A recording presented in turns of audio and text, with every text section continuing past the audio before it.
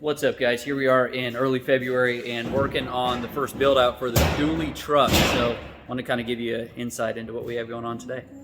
So here's Ryan up here, manhandling this hot water unit here.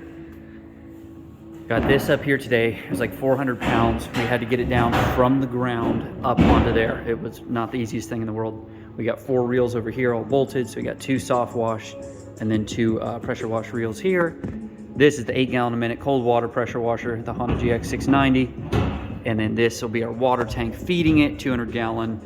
It'll feed both this and the hot water 5 gallon a minute. So getting this bolted on currently, all the reels are bolted.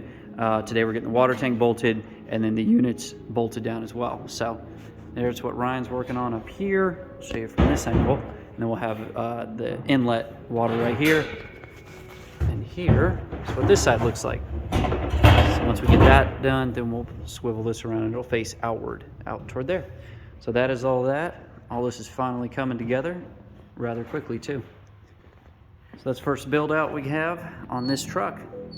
Take a look, tell me what you think. The ladder rack was just installed too. We found this online, really good ladder rack. So it's enabled us to be able to get some more storage up top as well after all this is completed.